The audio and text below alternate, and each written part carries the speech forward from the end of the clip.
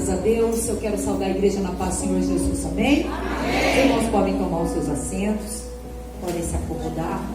Eu quero usar um minutinho aqui do meu tempo para fazer meus agradecimentos. Primeiramente ao Senhor, porque dele, por ele e para ele são todas as coisas. E ele tem sido o autor e consumador da nossa fé, tem nos ajudado, tem nos mantido de pé até o presente momento. Então toda honra, toda glória, todo louvor e toda adoração ao nosso Deus, que já está aqui neste lugar. E se caso você ainda não percebeu, ele já está aqui neste lugar. Ele já chegou na casa antes mesmo de você chegar. E com certeza, como já foi dito, já foi profetizado, já foi liberado aqui neste lugar, Deus tem coisas grandes ainda para fazer nas nossas vidas, amém? Também quero agradecer aqui a vida do pastor local, pastor Alan. Assim que pronuncia, pastor? Alan, né? Às vezes pode pronunciar Alan, mas é Alan.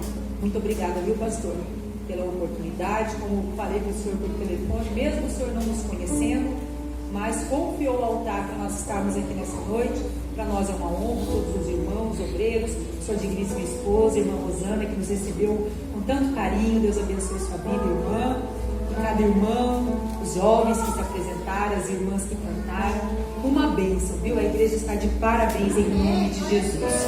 Deus tem se feito presente na casa e com certeza Ele tem coisas grandes para entregar para aqueles que creem.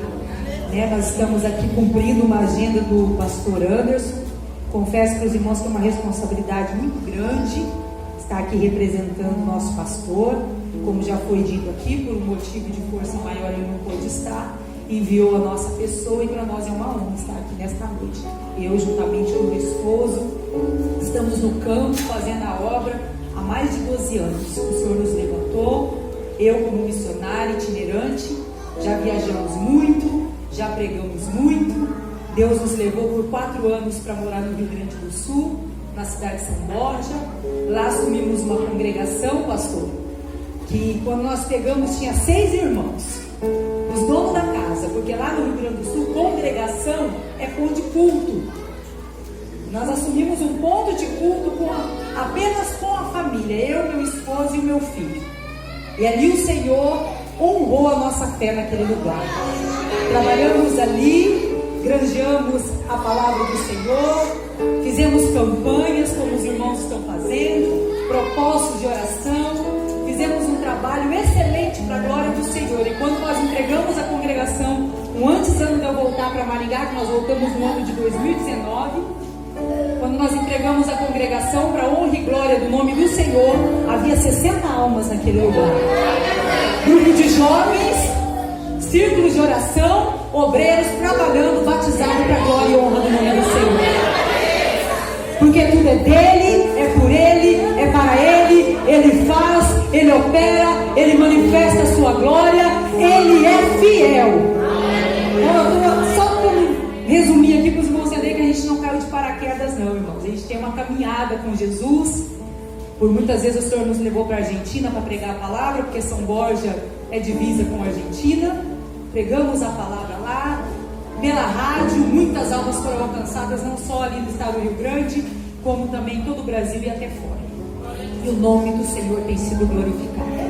E eu adoro ao Senhor por isso. E me sinto honrada do pastor Anderson, confiada em estar aqui nesta noite. E eu creio que Deus tem coisas grandes para fazer na vida dos irmãos em nome de Jesus, amém? Assentado mesmo, os irmãos não precisam se levantar. Abra comigo no livro de 1 Samuel, no capítulo 2. Nós vamos ler aqui alguns versículos de 1 Samuel, capítulo 2. A história é bastante conhecida, um texto muito conhecido no meio do povo evangélico que lê a Bíblia. E foi passado para mim que essa igreja é uma igreja pentecostal, é um povo avivado, é um povo da leitura da palavra, é um povo cheio do fogo do Espírito. E eu tenho certeza que aquilo que Deus vai falar aqui você vai entender, você vai receber e Deus vai operar na sua vida em nome de Jesus, amém? 1 Samuel capítulo 2. Quando você procura aí, ó, o irmão vem comigo assim, ó. Deus não rejeita a oração. Oração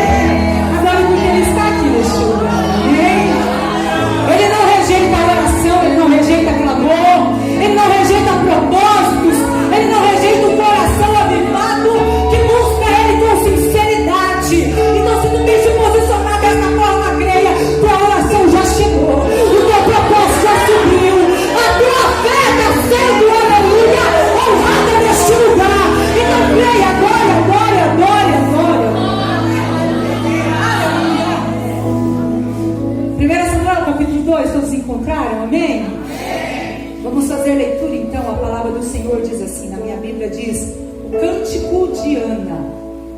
Então Ana orou assim: o meu coração exulta no Senhor, a minha força está exaltada no Senhor, a minha boca se ri dos meus inimigos, porque me alegro na tua salvação. Ninguém é santo como o Senhor, porque não há outro além de ti, e não há rocha como o nosso Deus. Não multipliquem palavras de orgulho, e nem saia da sua boca palavras arrogantes, porque o Senhor é o Deus da sabedoria, e Ele pesa na sua balança todos os feitos das pessoas. O arco dos fortes é quebrado, porém os fracos são revestidos de força. Amém, meus irmãos? Até aqui. Aqui no capítulo 2, no versículo 1 ao 4, onde nós fizemos leitura, nós vamos ver Ana adorando e exaltando a Deus, fazendo uma oração em forma de cântico, ou cantando em forma de oração.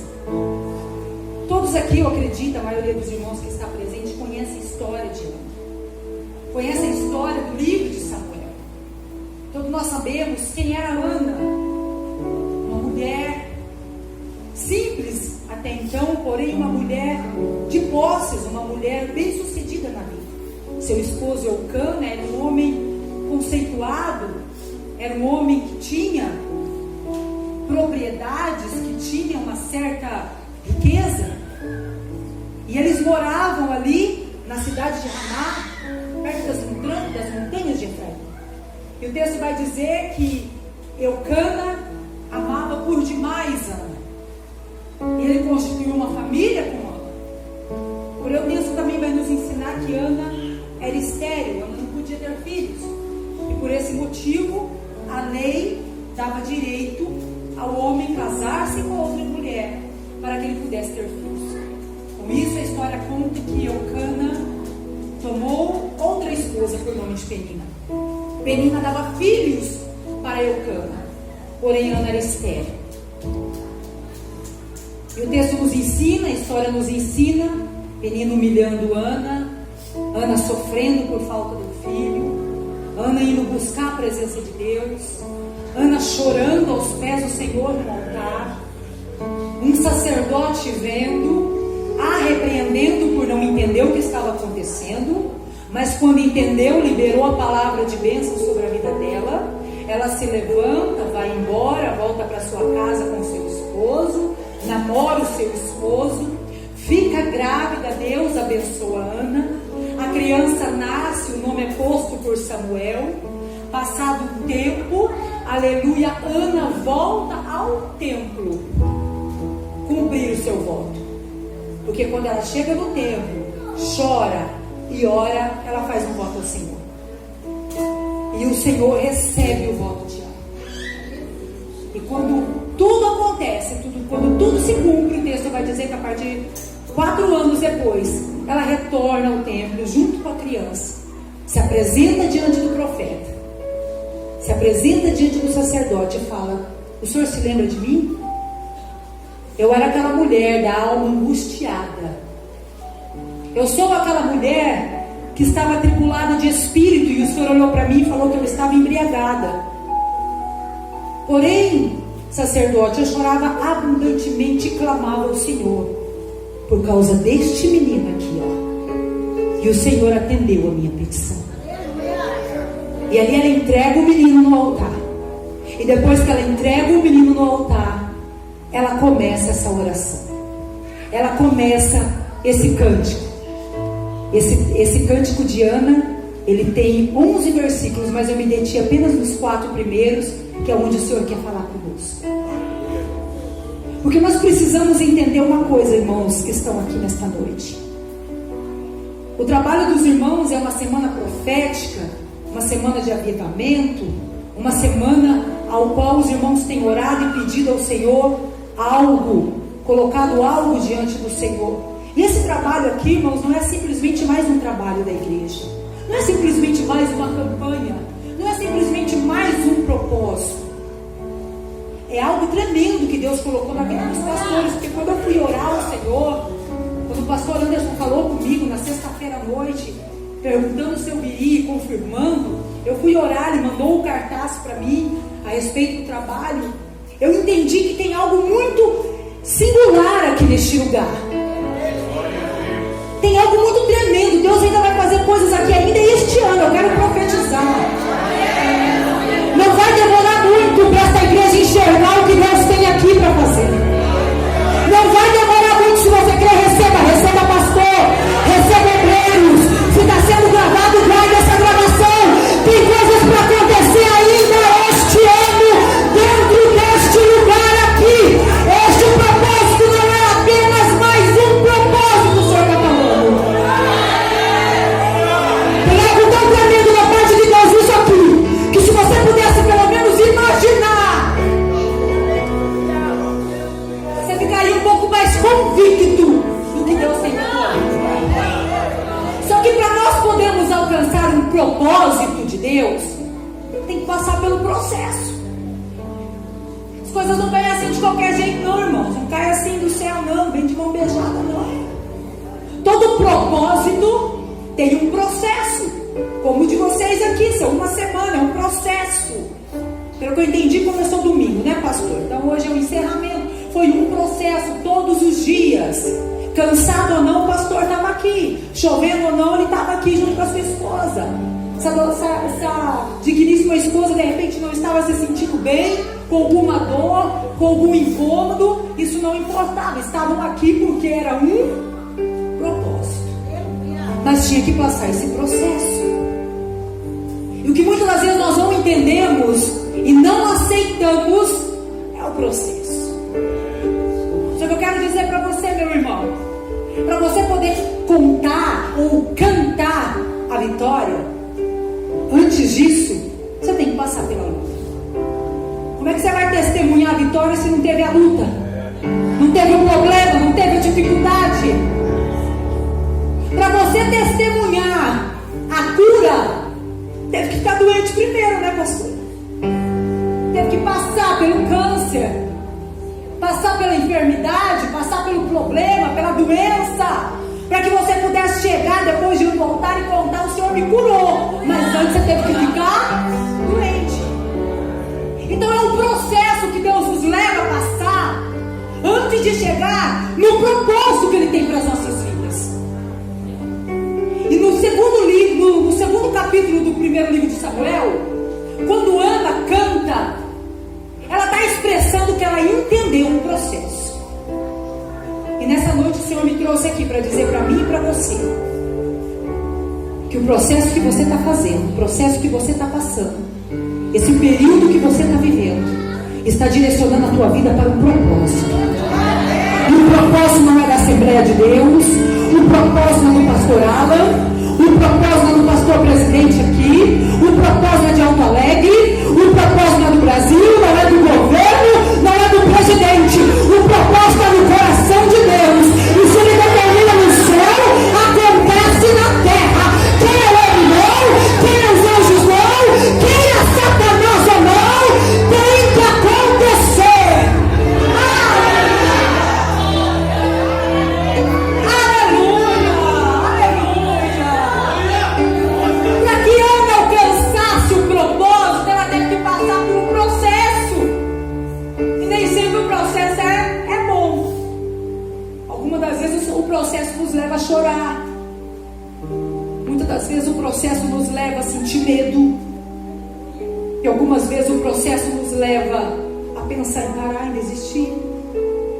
Nos enfraquece, nos entristece.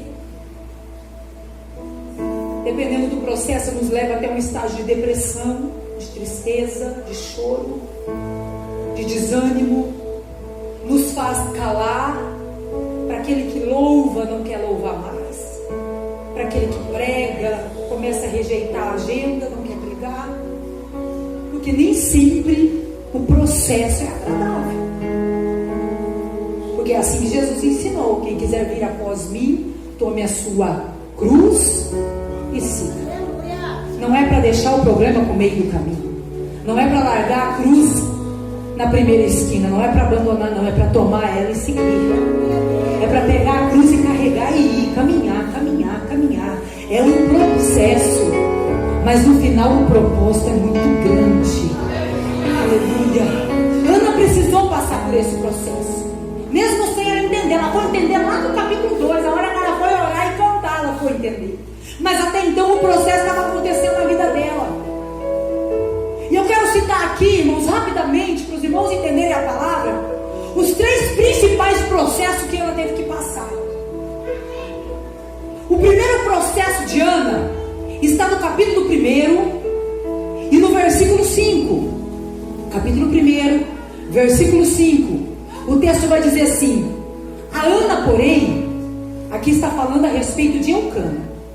Toda vez que Eucana ia adorar o Senhor, levar o seu sacrifício, ele dava uma porção para Penina, dava uma porção para seus filhos, e a Ana, versículo 5, ele dava uma porção dobrada, porque ele o amava, mesmo que o Senhor tinha cerrado a sua madre. Nós estamos vendo aqui a Bíblia falando a respeito do seu esposo, o esposo Eucana. Ele amava Ana mais do que Penina. Então quando ele ia fazer o seu sacrifício, ele dava uma porção dobrada por Ana. E ele amava ela incondicionalmente. E ele entendia que o Senhor havia cerrado a madre de Ana. O primeiro processo que Ana precisou entender aqui é que Deus tinha um propósito. É que Deus tinha cerrado a madre. Ana não era estéril simplesmente porque teve uma doença. Ana não ficou doente, não teve um problema no útero. Ana não era uma mulher infrutífera simplesmente porque isso era de descendência. A mãe teve problemas, as irmãs, alguém da família, algo genético. Não, o texto é categórico em nos afirmar que Deus não queria que Ana engravidasse. E às vezes, meus irmãos, eu trago isso aqui para as nossas vidas, que muitas vezes nós passamos alguns processos e não entendemos o que está acontecendo, e esquecemos de perguntar para Deus se tudo aquilo ali é o propósito dele mesmo. Ana, ela queria ser mãe. O sonho dela era gerar um filho. O desejo da alma dela era carregar uma criança no colo. Quem sabe ela olhava os filhos de Penina, aquilo entristecia. Ela olhava os filhos das vizinhas, aquilo entristecia. Ela ia para o templo de ano em ano adorar com seu esposo e via muitas famílias com seus filhos, e aquilo entristecia Ana.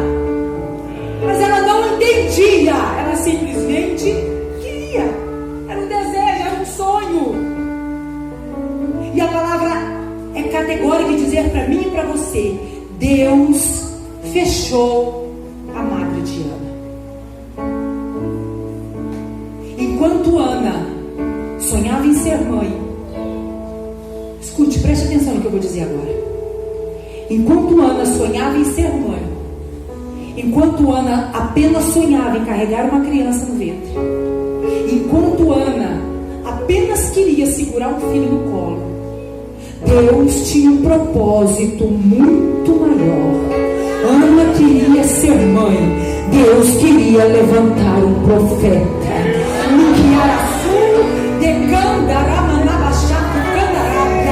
Se o ventre de Ana é aberto antes, se Ana não fosse uma mulher estéril, Samuel não teria nascido no tempo que deveria ter nascido. Enquanto ela só chorava e falava: Senhor, eu quero ser mãe, eu vejo Deus olhando do céu e falando: calma, Ana, porque eu estou preparando um profeta. Calma, Ana,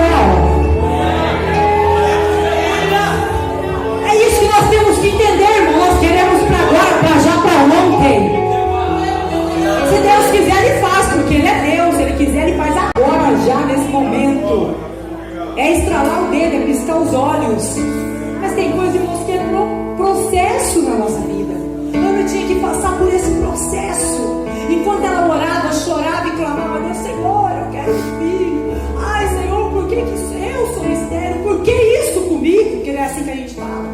Por que está acontecendo isso comigo? Eles eram um casal, uma família que servia a Deus. Eles não eram pessoas de outras nações. Eles não eram um casal que não conhecia o Deus de Israel. Não, eles eram judeus. Eles serviam a Deus. Eles conheciam a palavra, conheciam os mandamentos, fazia tudo conforme a lei do Senhor. E quantas vezes eu e você falamos isso: mas Senhor, eu te sirvo, eu estou na tua casa, eu sou um obreiro fiel, Senhor, eu procuro fazer com zelo a tua obra, eu dou o meu dízimo, eu dou a minha oferta, eu participo, eu canto, eu prego, eu cuido, eu faço, eu aconteço. E por que está acontecendo comigo? Quem sabe Ana questionava, porque ela não entendia que enquanto ela só sonhava com um filho, o propósito de Deus era muito maior. E Deus está trazendo resposta para orações aqui. O propósito que Deus tem para a tua casa é muito maior do que o que você está pedindo. O propósito que Deus tem na tua vida é muito maior do que o que você está querendo. E lá no capítulo 2, Ana vai entender isso. E quando ela entende que foi Deus que encerrou porque Ele tinha um propósito, aí ela fala assim no versículo 3 do capítulo 2: não multiplique palavras altivas e nem saiam palavras arrogantes da vossa boca, porque o Senhor é o Deus que pesa tudo na balança e tem visto os feitos das pessoas. O que o Senhor está nos ensinando no versículo 3 do capítulo 2? Por que Ana falou isso? Porque ela entendeu que o querer de Deus é muito maior do que o nosso. Então, enquanto você estiver passando pelo processo, cale-se. Ana fala: não deixe sair palavras erradas da sua boca. O querer de Deus acontece no tempo dele. Não permita que a minha boca, não permita que a sua boca venha atrapalhar o que Deus tem para as nossas vidas. Aqui Ana está dizendo: não saia palavras pesadas, em algumas versões, palavras árduas da vossa boca. Não murmura, resumindo, trazendo um jeito fácil de entender. Não reclama, não questiona. Passe o processo mesmo sem entender, porque o propósito de Deus será cumprido na sua vida. É difícil, Como é difícil. Na hora da dor, do problema, da dificuldade, a gente não questionar, a gente não reclamar, a gente não passar a mão no telefone: mas irmã, olha só, veja bem, eu não aguento mais, tá difícil o negócio, eu não sei até quando eu vou suportar isso, e chora e lamenta. O Senhor está falando nessa noite aqui: cale-se, espera. Você não está entendendo o processo, você não está entendendo o porquê disso tudo, mas através dessa palavra você vai começar a entender. Entenda: Ana não dava filhos porque o Senhor não queria. Não é que o Senhor não ia permitir ela ser mãe, não é isso. Mas naquele tempo, naquele momento, naquela hora que Ana queria, não era para acontecer. E às vezes Deus está preparando algo muito maior para você, e você está com o seu olho aqui, apenas no já, no agora, e não consegue enxergar o que tem lá na frente. Deus está falando: espera. Deus está falando: aquieta teu coração. Deus está falando: fecha a tua boca. Ai, está doendo, irmã. Irmã, eu não estou suportando mais, irmã.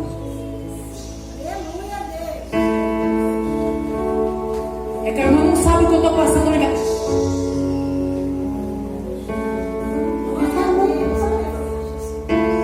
O olho que tudo vê, o ouvido que tudo escuta. Está vendo, ele escuta? Vai chegar o tempo, vai chegar a hora, está chegando o momento, e você vai testemunhar o que Deus tem para a tua vida. O segundo processo que Ana passa, o primeiro ela entendeu que tinha que se calar, esperar. No momento da adversidade, não murmurar, não falar, porque Deus fechou e Deus ia abrir no tempo dele. O segundo processo que nós entendemos que Ana precisava passar, e ela não entendia, mas ela veio entender e depois ela veio falar lá no capítulo 2, é a famosa Penina. Ei, difícil essa, né? Acho que é pior do que entender o processo de Deus na nossa vida, né? É entender o processo da Penina. Mas Penina era necessário, irmãos. Vamos ver aqui, ó. Vamos trazer aqui, ó. Vamos ver o lado bom da coisa. Se é que tem, né? Lado bom aqui nisso, mas é necessário Penina na história. Era necessário que houvesse a Penina humilhando, falando, pisando, maltratando, duvidando, questionando. Era necessário. Enquanto para muitos Penina pode parecer uma pedra no sapato, um atrapalho, um tropeço, dentro dessa palavra, Penina está sendo o impulsionamento de Ana para chegar onde ela precisava. Era necessário o processo de Penina. Era necessário Penina estar ali maltratando, pisando, irritando, tirando a paz. Era necessário. Penina nessa história, irmãos, é visto como uma peça fundamental do processo. Quem sabe eu estou falando com vidas aqui nessa noite que tem uma Penina. Eu não me refiro apenas a uma pessoa, que aqui a Penina é uma pessoa que incomoda, que irrita, que quer o mal de Ana. Quem sabe a sua Penina é uma doença. Quem sabe a sua Penina é um problema com o filho, é um problema de drogas, de bebida, de homossexualismo. Quem sabe a sua Penina é um problema conjugal, uma situação difícil que você está vivendo com o seu esposo, com a sua esposa. Essa adversidade da vida é aquilo que vem para incomodar, é aquilo que vem para tirar a paz, é aquilo que vem para nos machucar, para nos ferir, para nos preocupar, para nos fazer chorar. Porque o texto vai dizer que quando Ana subia de ano em ano para adorar com a sua família, com Eucana, Penina irritava tanto ela que ela chorava e não conseguia comer. Quem sabe eu estou falando com vidas aqui que tem passado esse processo na sua vida. Algo tem te machucado tanto que nem comer direito você está conseguindo. Algo tem sido tão difícil na sua vida. Algo tem sido tão singular, tão ruim. Um processo tão difícil que você está enfrentando, que isso está tirando a tua paz, está tirando a tua alegria. Sabe o que eu acho lindo aqui nessa história? É que, ao contrário do que muitos pensam, que Penina era um problema para Ana, na verdade, era Ana que era um problema para Penina. Porque em momento algum você vê Ana na posição de quem não gosta de Penina, ou na posição de quem incomoda Penina. Não, Ana simplesmente queria ser mãe. Se ela era estéril, se ela não podia ter filhos, se ela não podia gerar, se ela não podia ser mais do que Ana, do que Penina, digamos assim, por que Penina se incomodava tanto com ela? Por que Penina perseguia tanto? Por que Penina vivia no pé dela, enchendo o saco dela, irritando ela, humilhando ela? Porque o texto vai dizer, preste atenção, que Eucana amava Ana. Eu não vejo em nenhuma tradução e nenhuma versão dizer que Eucana amava Penina, mas Ana ele amava. Então, ao contrário de muitos que pensam que Penina era um problema para Ana, na verdade é ao contrário. Ana era um problema para Penina. Por isso que Penina perseguia, Por isso que Penina humilhava, por isso que Penina pisava, por isso que Penina ficava em cima, ficava querendo entristecer Ana, porque Penina sabia do amor que Eucana tinha por ela, por Ana, ao passo que ela simplesmente dava filhos. E isso para Eucana não era importância nenhuma, porque quando Ana está chorando, Eucana olha para Ana e fala: por que você chora, mulher? Por que você não come? Não sou eu para você melhor que 10 filhos? Ou seja, Eucana não estava nem aí se ela tinha ou não tinha filhos para dar para ele. Eucana amava, Eucana zelava, Eucana cuidava, Eucana dava uma atenção especial para Ana, e isso incomodava a Penina, por isso que ela perseguia. Então a problemática, a defeituosa da história era Penina, não era Ana. Ana era amada, Ana era querida. Eu quero trazer aqui, no âmbito espiritual para mim e para você, Penina sendo o adversário da nossa alma, sendo aquele que não gosta de mim, não gosta de você, que faz de tudo para nós não alcançar a salvação, que nos persegue, que nos arruina todos os dias, que quer nos arruinar todos os dias, que quer o nosso mal. Eu quero trazer Penina como a visão do próprio inimigo, daquele inimigo da nossa alma. E eu quero trazer Eucana como nosso Deus. Agora você entende porque o inimigo luta tanto quanto você? Agora você entende porque ele persegue tanto a tua casa?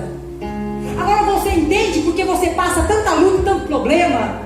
Agora você entende porque tem tanta seta de enfermidade, de problema, de adversidade, de luta, de tristeza, de angústia? Será que agora você consegue entender por que isso? Não, irmão, eu entendi, então eu vou te falar. É porque o Eucana te ama. É porque Jesus ama a tua vida. Jesus, ele te escolheu para ser a esposa dele. Independente de você produzir ou não, Jesus ama a sua vida. Independente de você ter ou não aquilo que você deseja, independente de você alcançar ou não aquilo que teu coração almeja, ele te ama, ele te zela, ele cuida de você, ele tem, aleluia, um cuidado especial pela tua alma. E por isso Penina fica com raiva, Penina persegue, Penina humilha, Penina quer ver o teu todo. Mas nessa noite o Espírito Santo vai dizer para você: deixa de ir, deixa perseguir, deixa a luta, deixa o problema, deixa a adversidade, deixa a doença. Eucana está cuidando de você.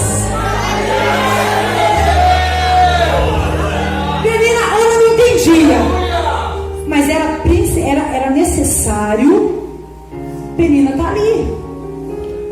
Era necessário Penina estar na história para que o processo de Ana concluísse e chegasse onde ela queria. O maior medo de Penina era poder descobrir que Ana poderia ter filhos. Era a preocupação de Penina. Porém, como ela sabia que Ana era estéril, ela ficava humilhando, perseguindo. Por quê? Porque Eucana amava ela, independente dela ter filhos ou não. E o que eu acho lindo nessa história é que, mesmo Penina no encalce, Ana não deixava de ir ao templo adorar. Ana não deixava de ir. Todo ano ela ia. E se fosse de ir de semana, ela iria toda semana. Se fosse para ir de 15 em 15 dias, ela iria de 15 em 15 dias. Se fosse para ir uma vez por mês, ela iria uma vez por mês. É como eles moravam longe, então Eucana subia todo ano para adorar em Siló. Ana, mesmo sendo humilhada, mesmo sendo pisada, mesmo sendo maltratada, mesmo sofrendo, não deixava de ir ao templo adorar ao Senhor. E agora vai apertar um pouquinho aqui, irmãos, mas eu preciso falar. Tem muito crente que na hora da luta, do problema, da adversidade, começa a fazer mimimi, começa a se posicionar como Nutella e falar que não vai mais na igreja, que não vai mais orar, que não vai mais buscar, que está cansado, que isso, que aquilo. Deus está falando. É noite de posicionamento. Independente de ter pedido ou não, venha servir ao Senhor. Continue buscando com a mesma convicção. Não deixe tirar o seu foco. É isso que ela quer, tirar o seu foco. Não deixe os ataques do inimigo, não deixe as lutas, os problemas da sua vida tirar você do foco do propósito de Deus.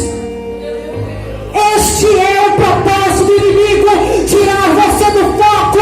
Mas o Senhor está falando comigo e com você nesta noite.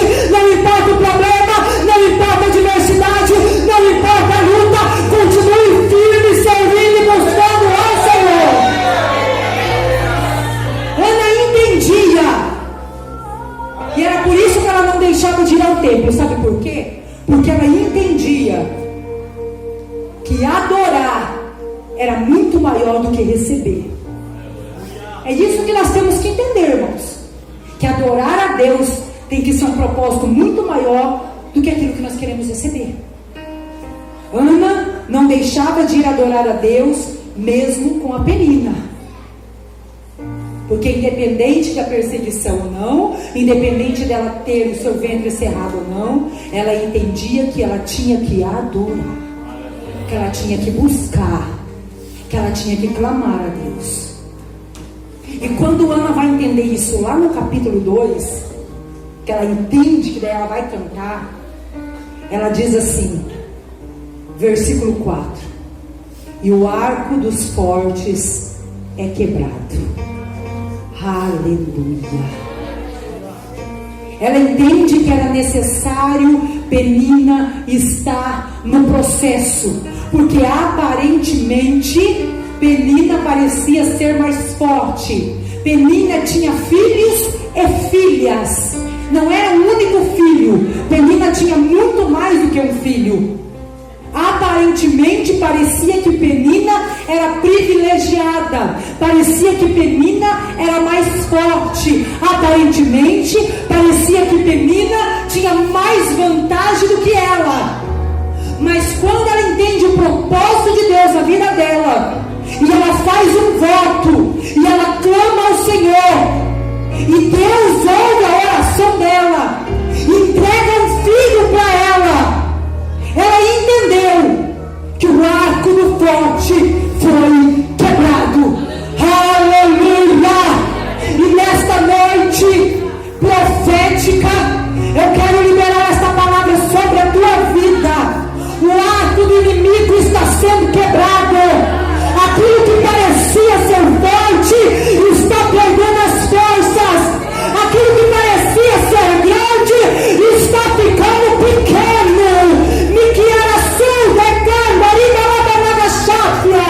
Aquilo que parecia que você não ia conseguir vencer está sendo aniquilado nesta noite. Se você quer receba o arco do forte está sendo quebrado aqui nesse lugar. Porque o que é o arco, irmãos? O arco é uma arma, é um instrumento que se usa para atirar a flecha, certo? Amém? A flecha é um instrumento que, como se diz, que vai, né? Que tem a sua mira. Porém, a arma é o arco. A flecha sem arco não tem força. Não é mesmo, pastor? A flecha sem a arca não tem força. Sem o arco não tem força. Se você jogar uma flecha com a sua mão, ela não tem a mesma força que se você esticar ela no ar. Ana podia ter até a flecha para lançar Penina podia ter até a flecha para lançar sobre Ana. Mas o texto vai dizer que quando ela ora ao Senhor e canta, ela diz: o arco foi quebrado. A arma que Penina tinha não existia mais. A arma que ela usava contra Penina quebrou-se.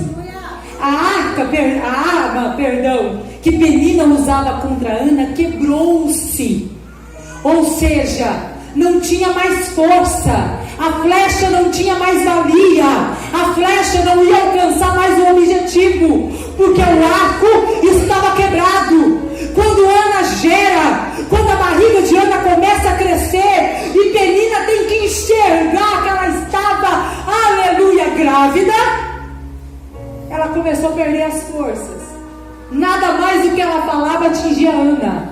Nada mais do que ela fazia atingia Ana. Nada mais do que ela preparava para atacar a Ana fazia mais efeito, porque Ana estava com o seu propósito. E Deus está falando nesta noite: se você crê, eu quebro o arco do forte. Eu não sei qual é a luta e qual é o problema que você enfrenta, qual é a tua penina, eu não sei. Mas uma coisa eu quero dizer para você, à luz da palavra: Deus está quebrando o arco do forte. Penina está perdendo as forças nessa noite. Aquilo que tem se levantado contra a tua vida está caindo por terra. Essa enfermidade está perdendo a força. Se você crê, toma posse nessa noite em nome de Jesus. Este problema será resolvido ainda esta semana. O arco está quebrado, diz o Senhor. Os seus olhos vão ver as coisas mudarem. Os seus olhos vão enxergar as coisas acontecerem na sua vida. O arco do forte foi quebrado. Quantos que levanta a mão agora? Ei, o inimigo está perdendo as forças. Ei, o adversário da tua alma não tem mais poder, não vai ter mais como te atacar, porque o arco dele está sendo quebrado nesta noite. Se você crê, receba essa palavra para a tua casa, receba essa palavra para a tua família, receba essa palavra para o teu ministério.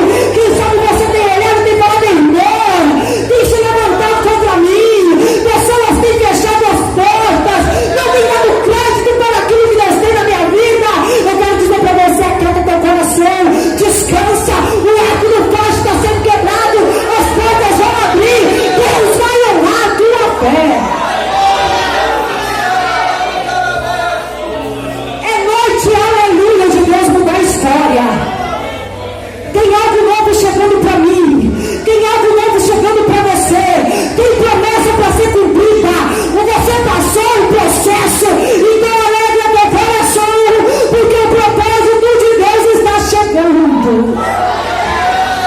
Ela entendeu, aí precisava de menina, ela era um arco forte, mas o meu Deus é mais poderoso. Aleluia. Ela tinha um arco forte, mas o meu Deus é muito maior. Quebra o arco,